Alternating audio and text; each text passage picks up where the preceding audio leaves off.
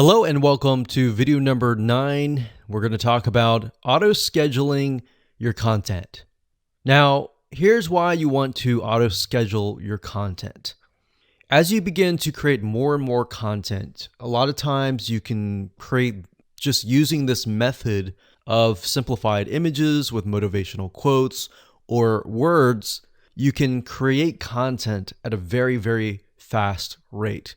And you could either do it yourself or you could hire somebody and tell them, hey, I want you to go ahead and create maybe 365 days worth of content and pay them a couple $100. But then you're left with so many pieces of content that you need to auto schedule. So as you can imagine, auto scheduling is important to make your life a lot easier. But it's not just that. As you are aware of social media sites like Pinterest, like Facebook, Instagram, and more, these sites like to see you publish daily or on a consistent basis. And not just that, as you can imagine, your audience that comes to follow you, they're looking to hear from you on a day-to-day basis. So what ends up happening is it's a win-win situation. You're winning by saving a lot of time on your end, and in addition to that, you are also giving your audience content, increasing your engagement, and thereby the social media sites will see that, and their algorithm will kick in and get you better rankings. So what kind of tools can you use? Well, let's talk about that right now. Okay, so over the years, we have tested many different social media management tools, and we've really come down to these few tools. Now, bear in mind that different social media management tools will oftentimes specialize in different social media sites. Some will have some will have others, and some will not have others. So that just keep that in mind there. Hootsuite.com is one of the really good platforms for not only social media management, but for bulk auto posting. In fact, you can use their what we call bulk composer to create a CSV file of all the content and all the posts that you want to create. You simply upload that to Hootsuite and it'll auto post to your social media sites. In fact, if you want to take a look at it closer, if you go to Hootsuite.com and under Platform, you go to Scheduling. And if you click on that, you'll be sent to this page. And as you can see, it says automatically schedule posts. And you can keep that active. So you can upload and schedule hundreds of messages at once. And this is really nice to have access to. Now, one note that I want to make before I talk about the other tools is that whenever you do auto scheduling, don't base it upon your own time zone. You really want to kind of analyze your audience and analyze the people that are following you and get a good gauge of where they might be located. Now, that might be hard because some people are located everywhere, but you want to get a generic or general idea of where most people are located. So if you can hit that sweet spot where most people are up and awake and then auto schedule it to release at that moment, you're most likely going to get more engagement. So that's a little bit of a strategy that we use and that has worked really well. So just keep that in mind when you do any type of auto scheduling or even manually posting, is to figure out when people are highly engaged and what time zone that might be. So the next tool is going to be mavsocial.com. That's mavsocial.com. So this is a really good tool that allows you to auto schedule your content. So if we scroll down about 1/4 of the page, you can see here it says easily schedule and automate your posts.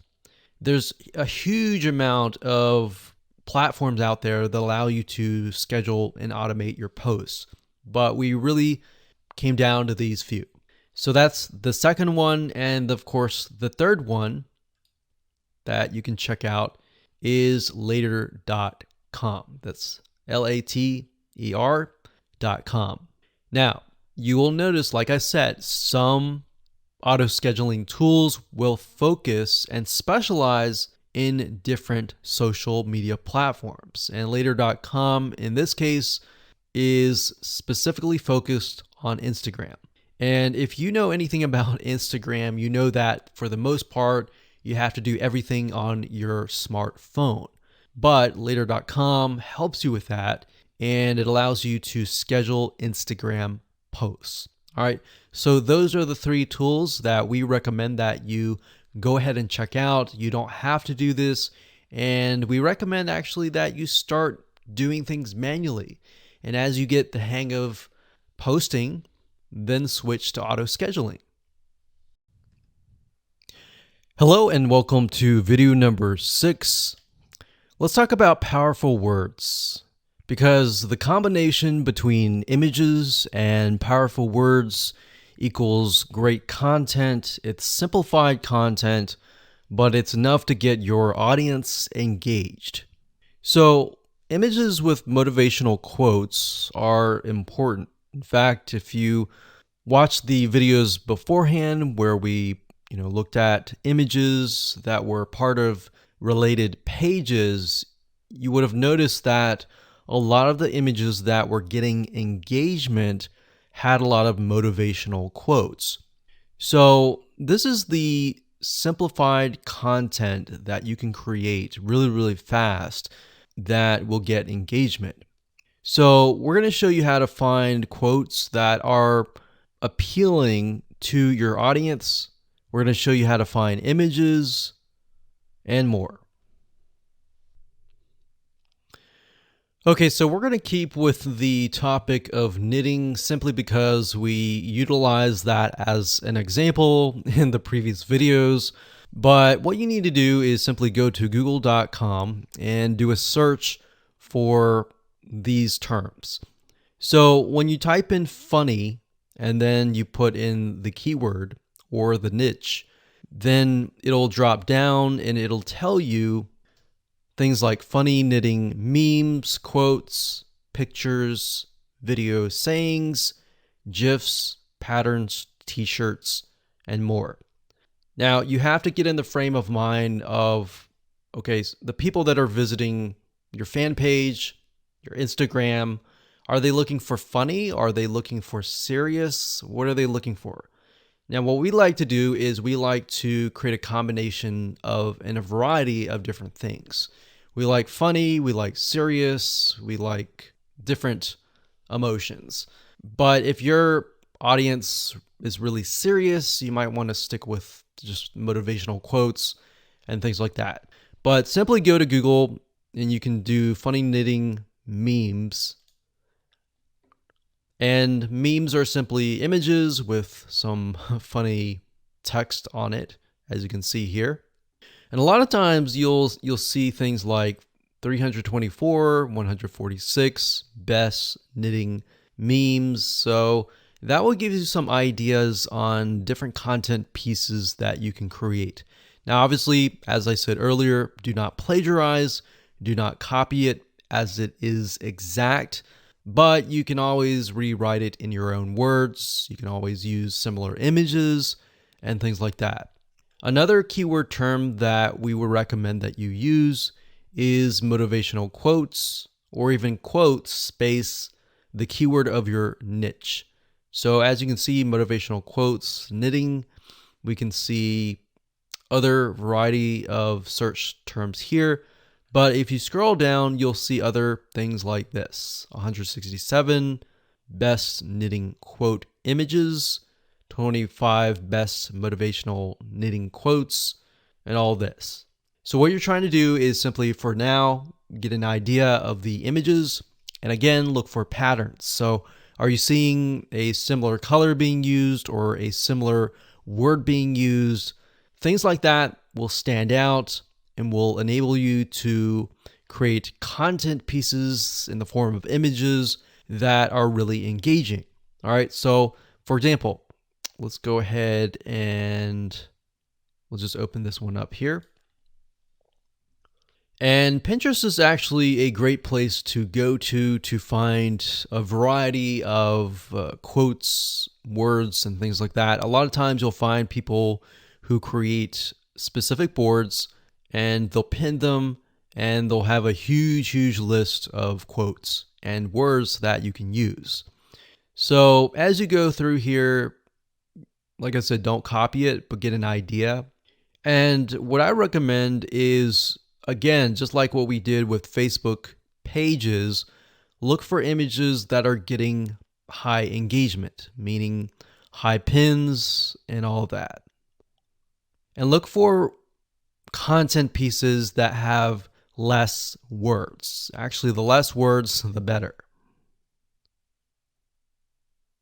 So that's one way of going about doing this. And that's it. So that's as simple as it gets. All right. So now let's move on to the next video. Hello and welcome to video number 8. We're going to talk about organizing your content. So in the previous video, we talked about how to go about creating those pieces of content really fast, as you saw. Now I'm going to show you how to organize the content into what we call collections by using GetStencil. Okay, so what I like about GetStencil is it allows you to organize all of your content that you've created into what we call collections. And you can think of that as sort of like a folder. So what you need to do is simply go to the Saved Images section. And up at the top here, you want to click this link here, click on Collections, and then of course create collection. So you can create a collection, you can name it, click Create Collection, and that's it. So you will notice that I have about 192 images that are specific to women and about 1 to men. Now, in order to add an image to the collection, all you have to do is highlight the image. So for example, this image is not part of a collection. So all we have to do is simply click this here and then click collection and then add that to that collection. So in this case, we'll select this and it adds it straight away to this section.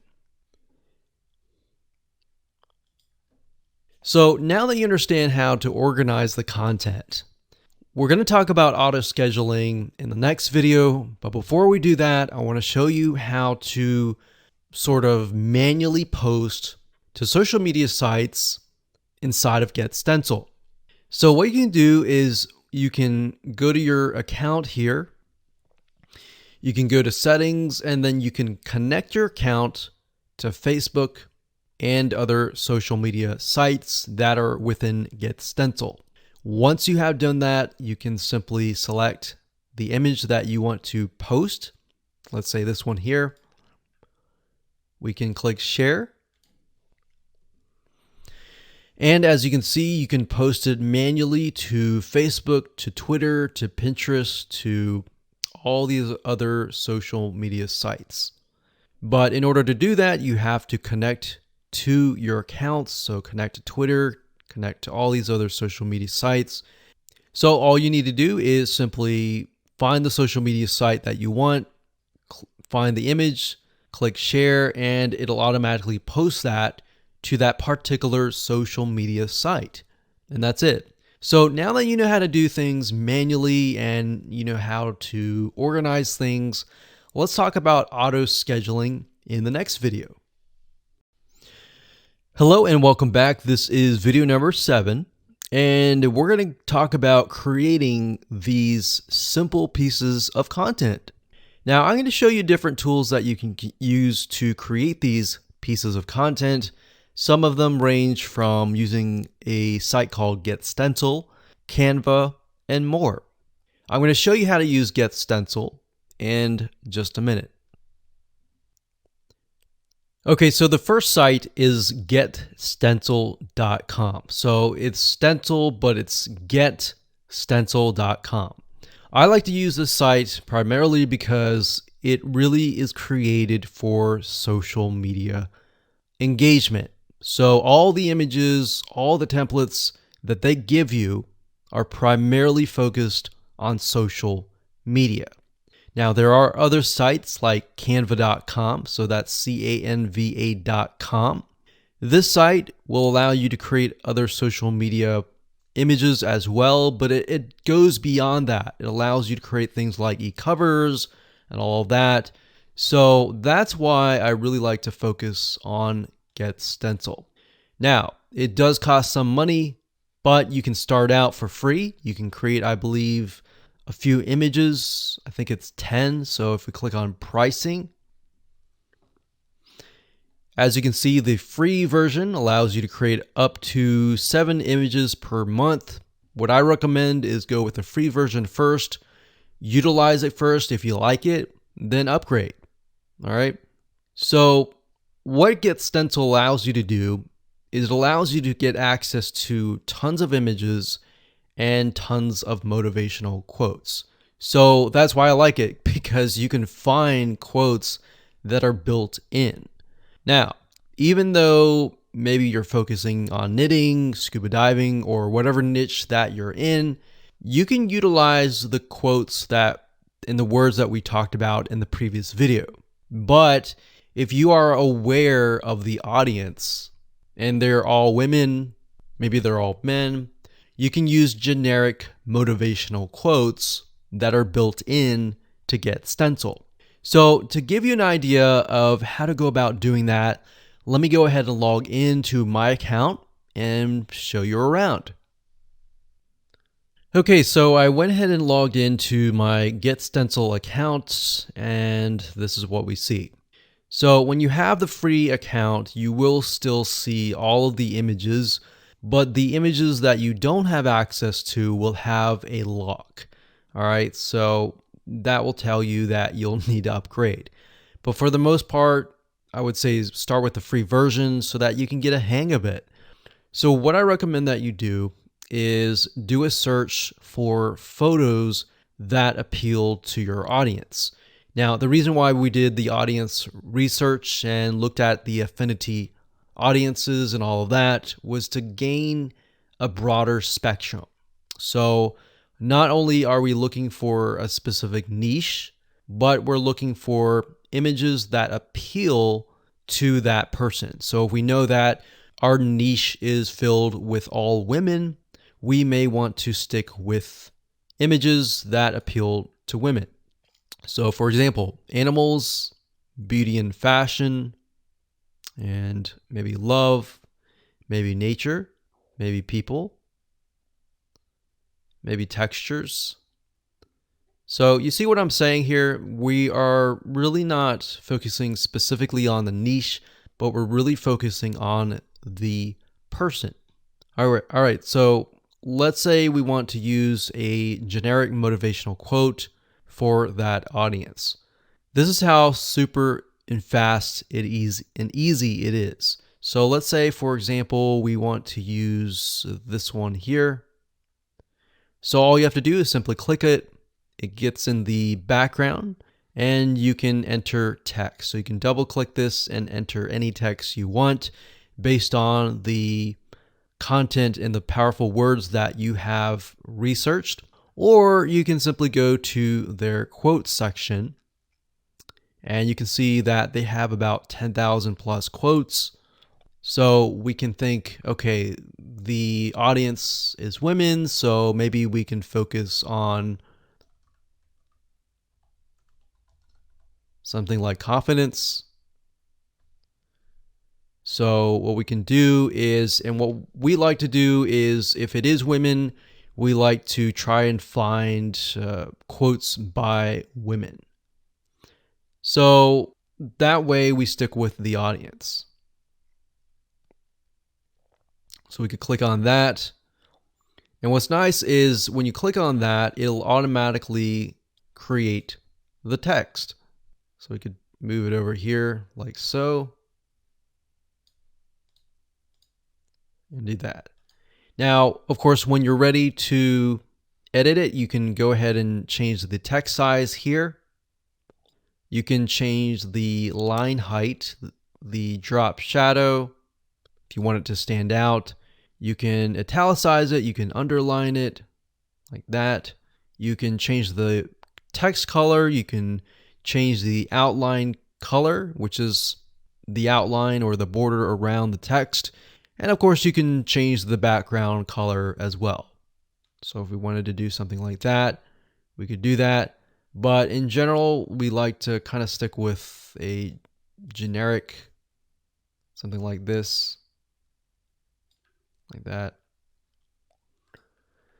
And when you're done, all you have to do is click on save. And you could save it as a template if you wanted to. So we could click on save, and it'll save the image. And what's nice about Get Stencil is it will actually save it to your account. And there we go. Now, if you don't want to use something like that from scratch, you can go ahead and click on templates, and you can look for featured templates. So if you go through here and you find a template that matches something that you have seen based on the research that you have done previously, you can go with that. So we can go through here, we can click this one here.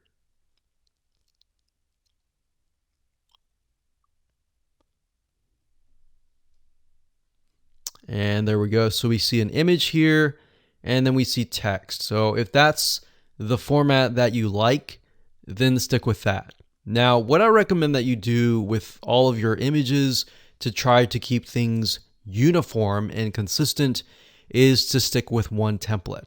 That way, as people get to know you better and they follow you and they engage with you, that format will embed into their minds, and whenever they see that format, they will think of you.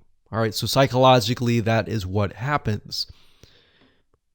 All right, so that's how easy it is to create content with Get Stencil. We utilize this all the time, and we create tons and tons of images with powerful words and quotes and funny comments and all of that. And we actually outsource this out. So we have someone, and we can say we want 365 images with quotes by women. Or you can create an Excel spreadsheet and ask them to copy the words in and ask them to find images that fit that demographic. Or another thing you can do is if you want to find images that directly relate to that particular niche and you can't find that within Get Stencil, you can go to a royalty-free site, you can purchase the images, and then of course you go to uploads here and simply drag and drop the images right here, or you can select this and then find the images and upload them, and there you go. So that's how easy it is. And let's talk about organizing your images in the next video. Hello and welcome back. This is video number 2. And in this video, we're going to talk about analyzing your audience. So like I said beforehand, before you can go ahead and create content, which is what most people do, you need to have a good picture of who your audience is, what their dislikes are, what their likes are, and all of that. So what we're going to do here is we're going to be using a tool that's free called Facebook Audience Insights. And what this tool is it's a very powerful tool that has tons of data on your audience. And it'll allow us to gain a clearer view of your demographics, who it is, are they male or female, are they a certain age, what do they like, what do they do not like, and things like that. So we're going to keep it simple and give you some real life examples, and it's not going to be complex. All right, so let's jump right in. Okay, so right now I am at the Facebook Audience Insights, and to get to this page, all you need to do is simply go to facebook.com/ads/audience-insights. You'll log into your Facebook account and you'll be able to access this page. Now, if you want a direct link and the link changes, you can always go to google.com and simply type in Facebook Audience Insights, and it'll direct you to that specific page. Okay, so what this tool does, like I said, is it allows you to analyze your audience. And we want to have a more granular, very specific idea of who that might be. Now, when you start this up, you're going to see it says choose an audience to start. You can do everyone on Facebook, which is what we're going to do, or you can have the option of people who are connected to your page. Now, if you do have a Facebook fan page, this is nice to have because this will give you an idea of exactly who your audience is that is connected to your page. Now, in this example, we're going to choose everyone on Facebook. And there we go. Now, by default, it will most likely list your location. If we want to target a person of a specific location, you will enter that here. Then you can enter the minimum age to the maximum age. Now, we don't want to do this just yet. What I normally do is we scroll down and we enter an interest. And based upon that, we will get a better idea of the demographics. So let's say, for example, people that are interested in a specific arts and crafts. Let's say, for example, knitting. So we're going to enter knitting. So we see that here. We're going to select that. And we see this over here. So as you can see, I did not choose any of this. I simply entered the keyword and then I got this information here. So based upon Facebook, Facebook is saying that there are about 5 to 6 million people in the United States of America that are interested in knitting. Now you can change that location to something like Australia, to Canada, to a different location. But for now, we're simply just interested in the types of people. So the demographics here, we can see that the age and gender, 88% are women and 12% are men. So based upon this, we can see that knitting, it's mostly women. All right, so because it's mostly women, we are going to want to target women. So the images that we have need to attract women. Now, if it's 50-50, you might want to choose images that are specific to that interest. So when we take a look at the age, we can see that even though it's women, the majority of them are actually in the 25 all the way down to 64 and more. So we got 19%, 20%, 19%, 19%, 17%. Now this is 7%, which tells us that the age group from 18 to 24 is a little bit interested, but not as much. In fact, we can see for males is 30% here, which I would never have known. And that's why guessing who your audience is, whether they're male or female, and all of that information by yourself is actually quite dangerous. So you really need to use this tool. So we can see relationship status. We can see that the majority of them are married. The majority of them have a college education level. We can see job title. We can see that the majority of them are 31% administrative services. The second one is sales, and the third one is management. So this allows us to kind of paint a picture. Now, if you want to zoom in on a specific age group and gender, you can simply click that area of the block. So let's say, for example, that we want to focus on people that are 25 to 34, or actually, let's pick the one that's highest, 20%, 35 to 44. So if you click that, what Facebook will do is it'll hone in on this specific group. Now, when we click that, we can see that about 900,000 to about 1 million people are in this specific group. Now, if we scroll down, we can see it's about the same: married, college education level, administration services, management. And that's interesting because remember we saw sales being one of the third highest. When we look at this specific group, we can see that it is non-existent. So what you want to do here is simply write down what you see. So we're going to talk about page likes and all of this in a different video. But for now, let's keep it simple. Hello and welcome to video number 4. We're going to talk about where do they hang out. Now, you had a brief idea by looking at the page likes, but what we want to do is we want to dig further and take a look at how people are engaging with different pages that are similar affinities. So what we're going to do is we're going to go to these pages, we're going to review the content, the images, what people are reacting to, and how they are commenting. All right, so let's go ahead and do that right now.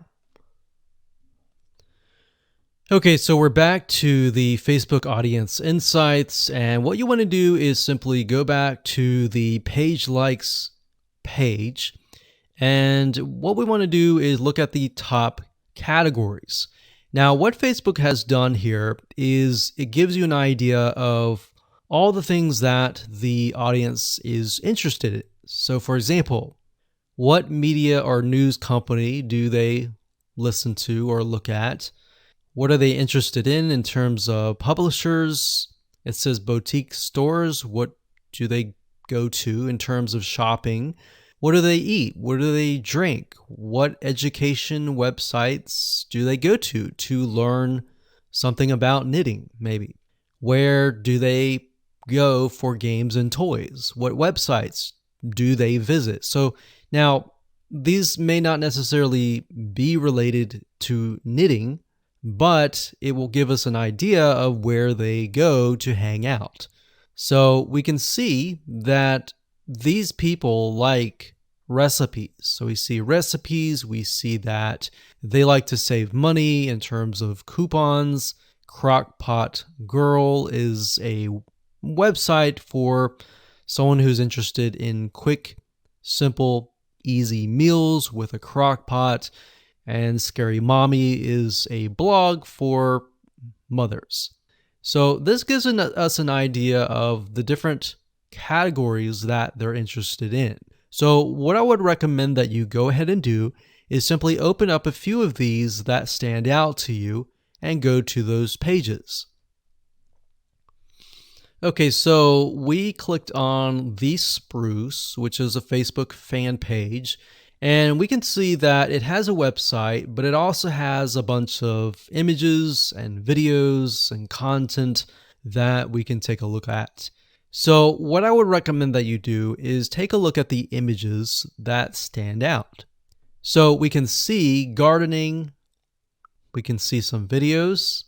So we can see that the Spruce, there's a lot of things about animals, there's a lot of things about different types of recipes. So what you're looking for is patterns, essentially, in the form of images. So when you create your content, you could create content with images like this. And it doesn't necessarily have to be related to knitting. What we're simply trying to do is engage the audience. So if you were to have a Facebook fan page about knitting, you could simply also have images of dogs, images of gardening or recipes, and other things simply to engage your audience. because it's what they're interested in. So if we continue to scroll down, we can click on photos or videos. I like to click on photos. So we can see quotes, lots of quotes, and that's one of the pieces of content that we will be creating later down the road. So we're just simply scrolling through and taking a look at the images, and we can see there are tons and tons and tons and tons of images with quotes, and most of these are simply blue background with words on top. Now you can improve this and make it better. So by going through the images, this allows you to get some ideas on different images with words that you can create as well. Now, what we want to do now is take a look at perhaps the images that are getting a lot of engagement. So for example, we can see this one here has about 45 likes, 388 comments.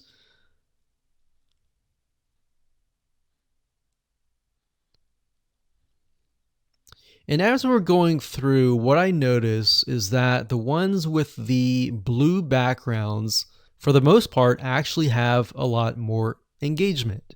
And that's interesting. So let's go to another page.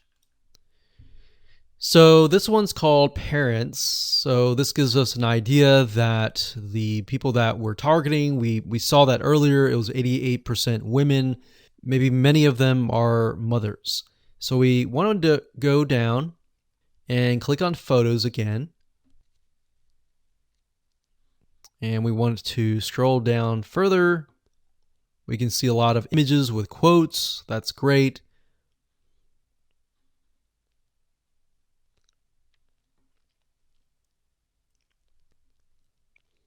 And if you find an image that is getting a lot of likes and comments, you can look at them and maybe not necessarily plagiarize or copy, but find a really good image that fits this and perhaps rewrite the quote. So what we're doing here is we're not necessarily copying, but we're finding what works and simply creating the content based upon that. So what you want to do is you want to go through all of these different pages and do what we are doing right now. Jot things down on notepad or paper and get an idea of what different images you want to use. Hello and welcome to video number 5. We're going to talk about magazines and what kind of images inspire your audience. Now, the reason why we're going to be using magazines is because this form of content marketing uses a lot of images. And magazines are a great resource of figuring out what actually works.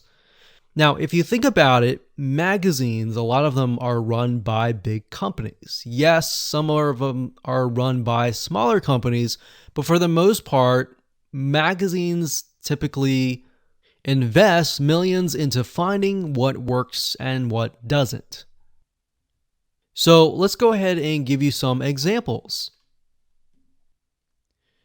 Okay, so finding magazines are actually very easy to do. All you have to do is simply go to google.com, type in the keyword, and then space magazines.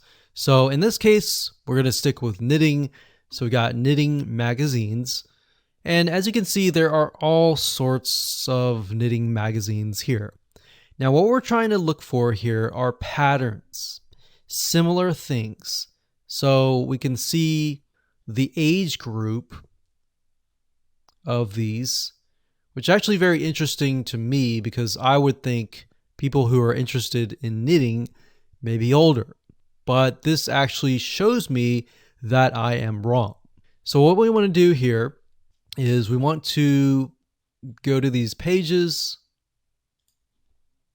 and just open these up like this.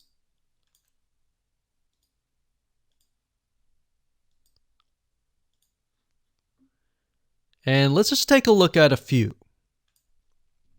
Okay, so now that I've opened up these magazines in different windows, you'll notice one thing in common. They will tell you about the magazine, they'll give you some reviews, but it won't really allow you to look inside of the magazine. Now, the reason why I open these up is because what we do is we dig deeper. So, Knit Simple Magazine, what I do is right click on search Google for this. So we'll search Google for this. We'll scroll down until we find the website. So if we scroll down, we can see it is knits or knitsimplemag.com. We're going to go to this page, and here we are. So when we're at the actual website, they are going to show you even more images inside of the magazine. So that's kind of a hack and different way to dig a little bit deeper. So we can see that it's very colorful in terms of images. They use a lot of blues. I've noticed that with the Spruce website, and then of course this one here. And what we're looking for is a pattern. So they use a lot of pinks, a lot of blues, a lot of yellows.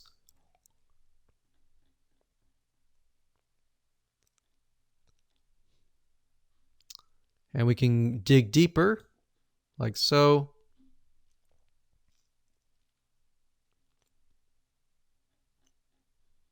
So what you want to do is simply look through this and get a better idea of the different images, the different colors that stand out. All right, so I'm going to close this down. I'm going to go to the next one. This one is Interweave Knits Magazine. I'm going to do the same exact thing. We're going to right click, do a search on Google, and see if they have a website. And this one looks similar. So we're going to go over here. So it looks like they are covering a wide variety of different topics, but this one here gives us an idea of the coloring, the patterns, even the demographics. So we see this lady here. She looks like she can't really tell if she's at the beach or something. But you want to look at the backgrounds and get an idea of, okay, this looks like a garden. Let's use a garden graphic and all that. So location is key. Demographic is key. And colors are key. So what you want to do here is just simply go through magazines. Like I said, jot down colors, jot down patterns that stand out. And once we have that information, we can move on to the next step. Hello and congratulations on getting access to this video course on social media content marketing. So we're going to talk about a super easy, super simple content marketing strategy that you can implement to create content in the form of images that will not only attract your audience, but get them to engage with your content as well. So let's go ahead and dive in. So this is the introduction to simple social content. Now, before we jump in, I want to talk briefly about mindset, because I want to make sure that you're in the right mindset before we get started. You see, there are all sorts of content marketing out there, but the goal here is to keep it simple with captivating images and a short but powerful message. And I'm going to show you what I mean in just a second. So in other words, we're going to keep it short and simple. The second goal is to mimic, not necessarily copy or plagiarize what's out there, but to mimic what works. So we're going to take a look at content out there that is getting high engagement, and how you can kind of replicate it as well. So what I want to do now is give you a quick overview of what's inside this video course. Of course, this is video number 1, which is the introduction. Video number 2, we're going to analyze your audience. So before we can go ahead and create content, it's crucial to analyze your audience and get an idea of their similar interests in video number 3. Video number 4, we're going to find out where do they hang out. And of course, video number 4, we're going to talk about where do they hang out, because that's important. Video number 5, we'll talk about magazines. What kind of images inspire them? And magazines are a great place to find images that intrigue, that engage, and that attract your audience. And video number 6, we're going to talk about powerful words that you can use in your images. Video number 7, we're going to talk about creating them. And of course, video number 8, we're going to talk about organizing your content images. And of course, last but not least, number 9, we're going to talk about auto scheduling to make sure that your life is going to be a lot easier. You don't have to sit at the computer every single day posting these images. Okay, so let's talk about what you need to do to get started. Obviously, you're going to need to know what you're going to sell. You'll definitely need to have these social media presences, such as Facebook, Instagram, Pinterest, and more. Now, you specifically want to target social media sites that are image friendly. So for example, Instagram, most people simply post images. Facebook, you can post content, but images are really good. And Pinterest as well. You also need to have a brief idea of your audience. It doesn't need to be exact for now. We'll clarify that, but have a brief idea. Start painting a picture of what your audience looks like.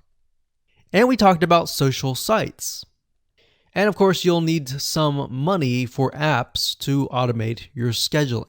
And of course, if you're low on money, you can definitely post the images and content yourself without scheduling them. With that said, let's move on to the next video. Hello and welcome back. This is video number 3. We're going to talk about similar interests. In specific, we're going to take a look at what we call affinity audiences within the Facebook Audience Insights tool. And what this is they are audiences that are related to the generic or general audience. So for example, if you think about maybe basketball, somebody who's interested in sports or basketball, they may be interested in other things like running. And that would be an affinity audience. Now, the reason why we want to take a look at this is what this allows us to do is it allows us to broaden the amount of content that we can create. So let me go ahead and show you some examples of them. Okay, so I'm back at the Facebook Audience Insights free tool. And what we want to do is we want to click on page likes. Now we're going to ignore this right now and we're going to scroll down to this section here.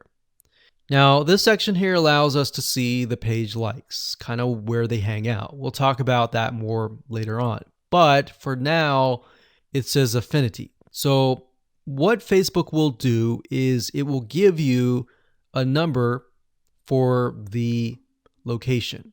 So for example, the Spruce has about 95,000 people, 1.2 million people on Facebook, and the affinity level is 159. So what that means is the Spruce is very, very closely related in terms of the people in that audience. And it also tells you what your audience is potentially interested in. So they might be interested in boutiques, scholastic parents, Joann Fabric and Craft Stores. This is an actual local brick and mortar store that sells fabric. That makes sense because they're into knitting. And these might be actual stores. So Pink Coconut Boutique, the Modern Vintage Boutique, and more. So Blueprint is actually an online course site. So they're probably going there to learn about knitting. But we can get an idea of how closely related it really is. And based upon that, we can broaden our content.